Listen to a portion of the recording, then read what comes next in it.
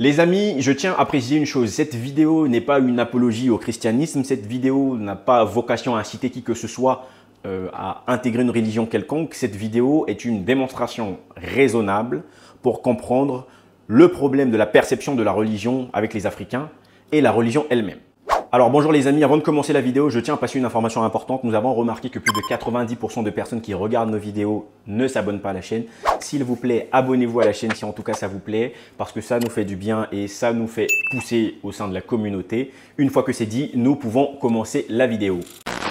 Vous savez, les religieux m'énervent toujours énormément. Je vais peut-être blesser certains dans cette vidéo, mais comme toujours, je me dois de dire ce que je pense avant toute chose, bien entendu pas dans l'objectif de blesser, mais de dire la vérité. Vous savez, l'Afrique est déjà submergée par des religions. Toutes les religions, j'ai envie de dire, du monde se retrouvent en Afrique. Et aujourd'hui, penser même à en sortir serait totalement inconcevable, tant par le degré d'amour que les Africains ont pour cette religion, que par l'absence d'éléments factuels qui permettent à continuer à prouver la spiritualité africaine. Quand je dis l'absence d'éléments factuels, vraiment, il n'y a pas beaucoup d'éléments aujourd'hui de démonstration qui nous permettent justement à établir pas mal de choses sur la spiritualité africaine. Les amis, le problème de l'Afrique, ce n'est pas la religion. Aujourd'hui, je vais vous démontrer pourquoi. Mais avant toute chose, si vous venez de découvrir la chaîne Terre Noire, sachez qu'ici on parle d'Afrique, on parle de noir, on parle de tous les sujets qui tournent autour de l'africanité. Si vous êtes intéressé par ce genre de sujet les amis, n'oubliez pas de vous abonner à la chaîne et c'est parti pour le jingle.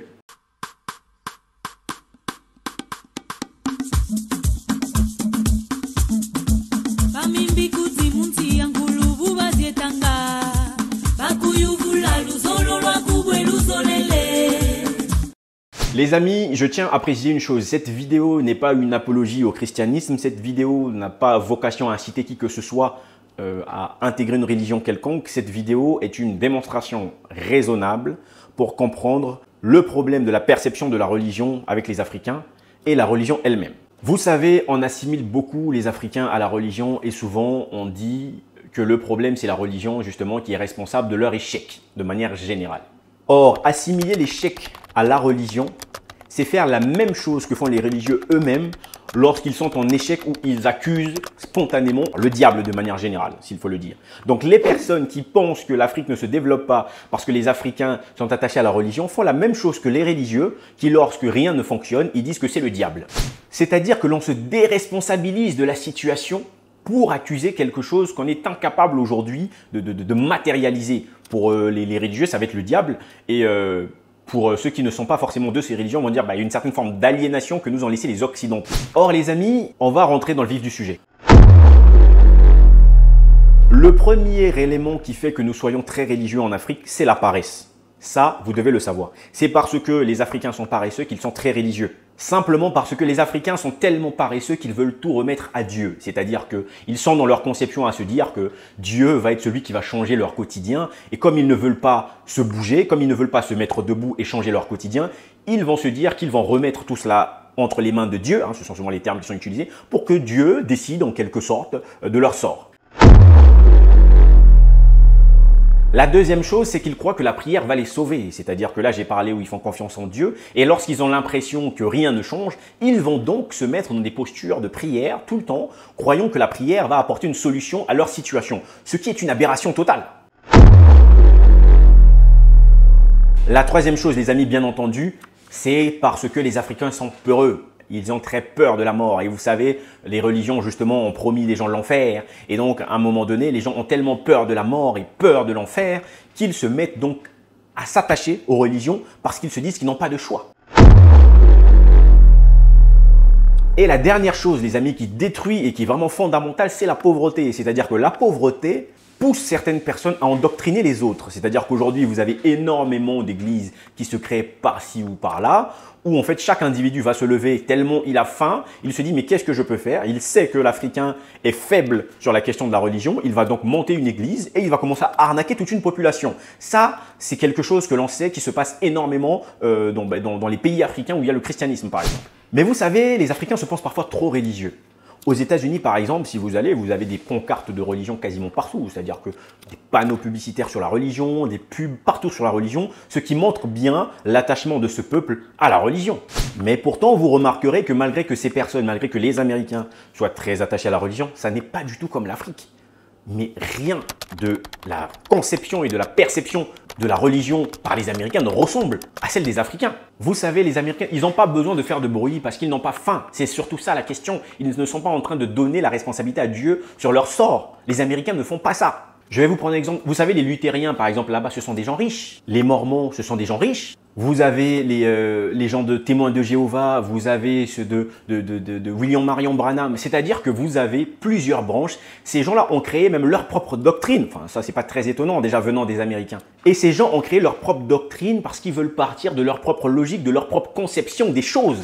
Vous allez remarquer que quand vous regardez les églises américaines, chacun a voulu créer son modèle avec chacun sa propre doctrine. C'est-à-dire qu'ils ont transformé la conception en faisant une conception américaine, j'ai envie de dire. Vous avez par exemple chez les Branhamistes, ceux qui sont de William Marion Branham, ils vont donc avoir un prophète, celui dont ils vont appeler un prophète, qui est William Marion Branham. Vous avez chez les Mormons, il y a un prophète qu'ils vont appeler Joseph Smith. Les mecs ont tout compris qu'il fallait adapter les choses à leur vision et leur logique. Là où les Africains, incapables de réfléchir, de se rendre compte que les enjeux sur la question du christianisme étaient déjà beaucoup trop grands, qu'il fallait trouver les moyens d'essayer d'adapter au moins les choses. Vous verrez bien que si vous observez le christianisme quasiment partout dans le monde, il y a des branches. Il y a des branches quasiment partout.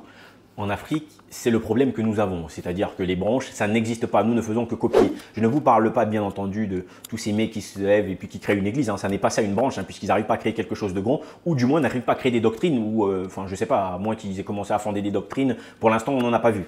Or, en Afrique, ce qui se passe, c'est que nous, on va faire la somme des branches. C'est-à-dire qu'on va prendre la branche Branham, la branche des témoins de Jéhovah, la branche des Mormons, la branche des luthériens, et en fait, on va en faire une somme chez nous, pour qu'on puisse commencer à se détester entre nous. C'est-à-dire que les branhamistes n'aiment pas cela, ceux-là n'aiment... On est toujours dans des choses stupides. Or, les amis, si et seulement si les textes du christianisme ont été copiés de ceux de l'Égypte, qui eux-mêmes étaient déjà une constitution des textes qui venaient de plusieurs civilisations africaines, ça voudrait dire, les amis, que quelque part, il y a une certaine forme de réalité, une certaine forme de vérité dans ces textes, et que c'est peut-être par là qu'il fallait emboîter le pas pour pouvoir mettre en place quelque chose qui allait permettre aux Africains aussi de créer quelque chose où ils allaient plus se retrouver, pas de se retrouver dans cette situation catastrophique aujourd'hui.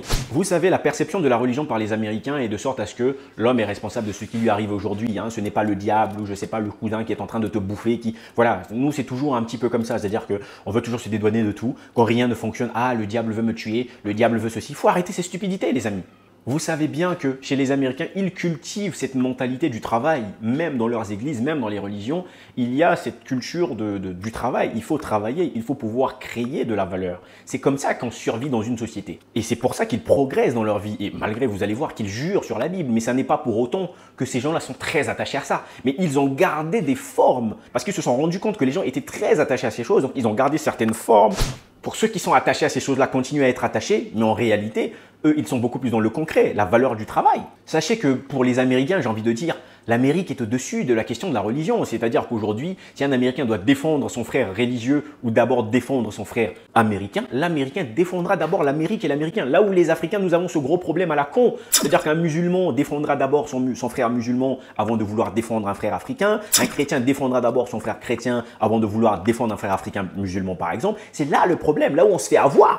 C'est-à-dire que les Américains sont tellement malins qu'ils ont sorti leur version de Dieu qui les accompagne. C'est-à-dire que vous avez par exemple les Mormons, ils ont un truc, ils ont un livre du coup qu'ils appellent le livre de Mormon. C'est-à-dire que c'est le livre qui accompagne aujourd'hui la Bible. Vous avez chez les témoins de Jéhovah, je ne sais plus exactement ce qu'est le livre. Vous avez chez les Branhamistes un certain nombre de brochures. C'est-à-dire que leur prophète a fait des prédications et on a récupéré ces prédications, on a fait des textes qui aujourd'hui, on dit, accompagnent la Bible. C'est bien pour montrer qu'ils veulent créer quelque chose de nouveau, mais comme ils savent qu'il y a une sacralité de la Bible et qu'on ne peut pas transformer la Bible, il faut donc mettre un élément pour dire que cet élément accompagne la Bible. Les Mormons, par exemple, eux reconnaissent qu'il y a des bêtises dans la Bible, c'est-à-dire que, alors ils disent aujourd'hui que c'était un problème relié plutôt à la traduction, une fois que les livres ont été traduits, je me dis, mais à partir du moment où vous savez qu'il y a un problème sur la traduction, pourquoi aujourd'hui vous n'êtes pas capable de retraduire de la bonne manière? Mais bon, on comprend tout de suite que ce sont des histoires, c'est-à-dire qu'ils ont créé leur chose et qu'ils veulent en finalement donner de la crédibilité à cette chose, donc ils vont dire qu'effectivement, il manque des choses, il manque des parties, voilà ces parties qui sont complétées par tel livre. Et les Branhamistes vont aussi dire qu'il y a des révélations qu'il n'y a pas dans la Bible, parce qu'apparemment ce sont les mystères de Dieu. Vous savez, c'est toujours un truc où on nous prend pour des enfants. C'est-à-dire un peu comme si les gens étaient cons. On vous dit que Dieu a écrit des choses dans la Bible, mais il n'a pas tout écrit.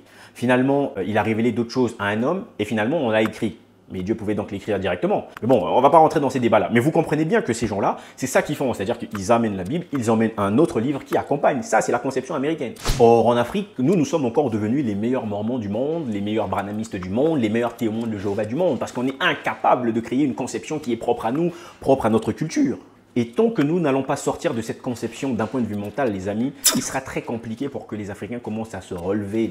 Les Africains ont parfois essayé de monter des doctrines, ça on le sait, hein, voilà, il y a eu quelques personnes qui ont essayé de monter des doctrines qui sont proches de la religion du christianisme, mais ça n'a pas toujours marché. Hein. Vous avez le cas du mouvement Rastafari avec le prophète, on va dire, de telle manière, qui s'appelait Haïlé Sélassié. Vous avez un autre cas où... vous avez d'ailleurs, comment il s'appelle, c'est au Congo-Brazzaville, donc monsieur Guy-Émile Loufoua-Seti Kouabo, où d'ailleurs, bon, c'est très compliqué parce que finalement, il semblerait que son histoire soit encore un plagiat de l'histoire du Christ, alors que on dit déjà que l'histoire du Christ est potentiellement un plagiat de l'histoire qui existait déjà en Égypte. Et donc, Guy-Émile Loufoua-Seti Kouabo, on dit qu'apparemment, il est aussi né d'une mère et qu'il n'y avait pas de père. Et en plus, chez lui, vous avez le droit de consommer de l'alcool, hein, c'est-à-dire que, je ne sais pas si c'était une stratégie pour essayer d'avoir la jeunesse africaine, où en fait on peut boire finalement de la bière à l'église, ça fait partie en tout cas du mouvement religieux de cet homme-là. Bon, malheureusement ça n'a pas vraiment plus marché que ça, hein, ça n'a pas capté plus la jeunesse africaine que ça. Et puis vous avez aussi le mouvement kimbangiste, hein, de monsieur Simon Kimbangu, qui était un fervent catholique et voilà, qui à un moment donné commence à faire des guérisons, voilà, il suffit de faire quelques recherches sur internet, il a été mis en prison et puis est décédé plus tard. Donc vous voyez bien que les Africains ont peut-être essayé, je vais dire ça de cette manière-là, essayé, bon peut-être que ça n'a pas été de la bonne façon qu'il fallait faire. Et aujourd'hui, on sait, les amis, qu'aucun mouvement africain n'a su se mouvoir. C'est-à-dire que lorsque les gens sont parfois en train de dire que oui, la conception kémite, non, c'est-à-dire qu'il y a eu des conceptions africaines qui ont existé auparavant. Ces conceptions n'ont pas pu se mouvoir. Aujourd'hui, s'il y a des gens qui viennent avec une conception spirituelle basée sur le fait d'être kémite, si cette conception a la possibilité de se mouvoir, moi je trouve que c'est une très bonne chose parce qu'à un moment donné, tout le monde, on nous impose les noms, on nous impose même nos noms, c'est-à-dire les noms que vous portez, on vous l'impose, les noms de vos pays, on vous l'impose, les religions, on vous l'impose. On est incapable de créer, les amis. C'est qu'on est incapable de créer. Et lorsque vous venez aborder ces sujets-là, les gens vous prennent pour des fous. Donc j'espère au moins qu'à un moment donné, il va y avoir cette conception religieuse qui va permettre de changer la perception. Parce que ce qui compte, c'est vraiment la perception. Je vous ai donné au début tous les points qui faisaient que nous étions toujours down. Et aujourd'hui, il faut qu'on change cette perception parce que c'est ça qui va transformer aussi l'Africain. Mais changer cette perception n'est pas parce que la religion est responsable de cette perception. C'est parce que nous sommes construits une image qui n'existe pas et nous devons faire en sorte de changer cela. Je ne sais pas ce que vous pensez de tout ça les amis, mais est-ce que vous pensez que j'ai raison de dire qu'il faut s'éloigner un petit peu de ces conceptions occidentales et potentiellement adapter ces conceptions à une conception africaine ou du moins revenir à la conception réelle africaine si finalement la réalité est bien dans la conception africaine et une conception qui va éviter que les Africains soient encore de plus en plus oisifs. Alors, je ne sais pas, hein, j'ai abordé ce sujet avec quelques éléments, je ne peux pas tout aborder sinon la vidéo sera trop longue. Laissez-moi en commentaire vos avis, dites-moi ce que vous pensez de cette situation. Nous pouvons faire d'autres vidéos de ce genre pour rentrer dans des éléments encore un peu plus techniques pour comprendre certaines choses. On va arrêter les accusations à la con. Il faut qu'on rentre dans des éléments, qu'on essaie de comprendre aussi parfois sociologiquement ce qui se passe. En tout cas les amis, j'espère que vous avez apprécié la vidéo. Si vous n'êtes pas encore abonné, n'oubliez pas de vous abonner, c'est encore le moment. Laissez-nous un like, laissez-nous un commentaire, dites-nous ce que vous pensez de la vidéo. Et pour le reste, on se dit à très bientôt pour une prochaine vidéo. Ciao!